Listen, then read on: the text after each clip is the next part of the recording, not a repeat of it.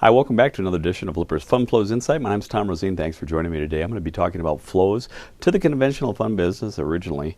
Later we'll talk about ETFs for the week ended April 16th, 2014. I don't think anybody would be surprised to note that we had some pretty big outflows. The conventional fund business handed out back about $31.1 billion of money out of their coffers, but really the numbers, headline numbers, are quite deceiving. A lot of that was just money market funds.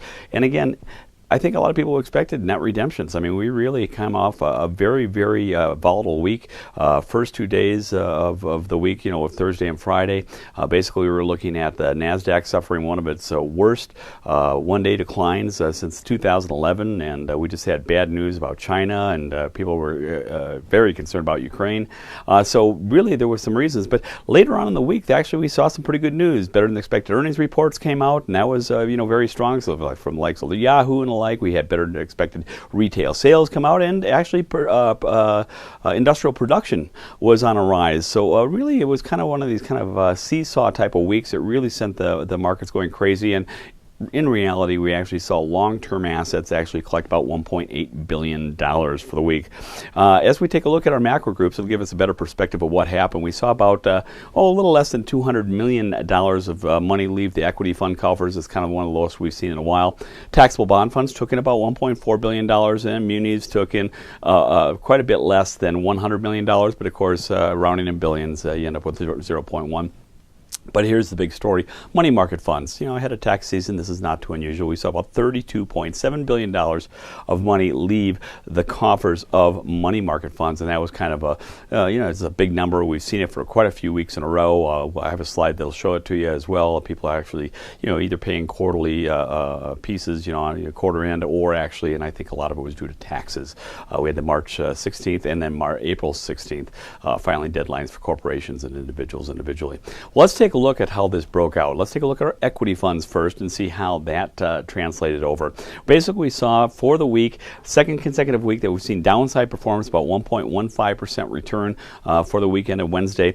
And with that, we saw about $200 million net new money come into the coffers. The 17th consecutive week we've seen inflows. How it broke out, domestic equity funds, people kind of soured on there. Remember, this is a biotech route that we've been seeing going on for quite so many weeks. $1.1 billion in outflows, and that's the first week in 10, by the way, that we've seen outflows out of the domestic equity funds. And then we get to the non-domestic equity side. We see that investors embraced the non-domestic group again. $1.4 billion, 18th consecutive week that we've seen money actually come into their coffers. And as we take a look kind of as a deeper dive in there to see how it translated, really, we saw a lot of biotech, people run for cover from the biotech. Large caps actually suffered the biggest redemption. So $355 million net redemptions just from large cap group alone. And on the international equity side, when we take world equity, the industrial or the bigger nations again actually drew the most money. We saw international equity funds taking about $1.3 billion, and emerging market funds taking about $0.1 billion. We've all heard some good stories about India. We know that growth rates in China were on the slowdown, but again, they were up in the 7.3s rather than 7.6. So people started embracing, if you will, international and even emerging market type of equity funds as well. So that's how that story began. Let's take a look, though, at what happened on the ETF side. A little bit different story on the ETF group. For the first week in 3, we saw outflows of $3.8 billion. At the top of the list, though, as far as net inflows, remember I was telling you about emerging markets. India has got a great interest. People, baby with the bathwater with China region funds. iShares, MSCI emerging market funds took about $1.3 billion. Now, kind of an unusual piece, we saw iShares Core S&P 500 basically take in 0.6, about $600 million of net new money into their coffers. But at the bottom of the barrel, anytime we see volatility, we expect some big moves.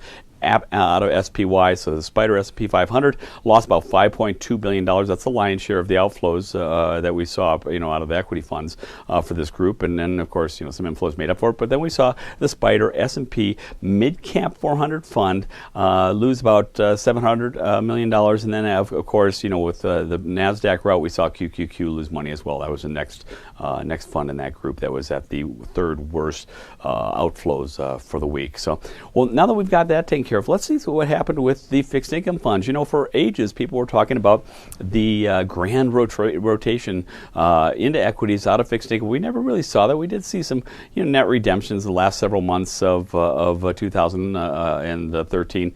But as we look at 2014, we've basically been seeing a lot of inflows. This is the 15th consecutive week that we've seen money come into the fixed income group. $1.4 billion net new money came into there. It's the first week in 4 that we've actually seen negative performance, 0.11%, so not a lot to talk about, but during this volatility, and then we had a pop in performance. On the equity side, we did see that Treasury rates the yields actually went up, and of course that causes the inverse relationship, price goes down, and so we saw a little bit of a loss there. At the top of the group, though, we saw flexible portfolio funds taking about a little over $600 million, and then the next group was our corporate investment grade debt funds. They took in a little less than $600 million. So that was kind of the story there, but an interesting story and a trend that might tell us that people aren't as concerned about rising interest rates, at least not imminently, is that we saw loan participation funds lose about $0.2 billion. Again, $200 million. Not a lot to write home about, but this is the first week in 96 weeks that they've actually suffered net redemptions. That was quite a story as well.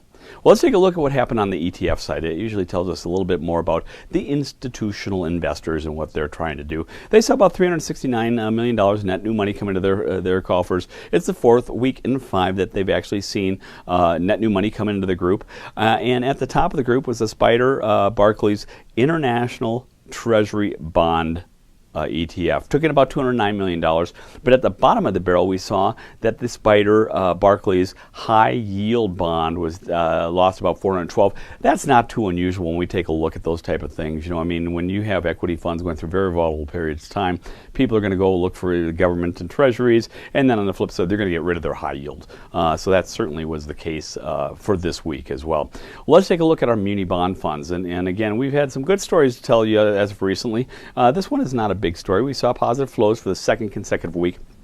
Only $7 million of net new money came into their coffers, but again, it was positive and on the positive side.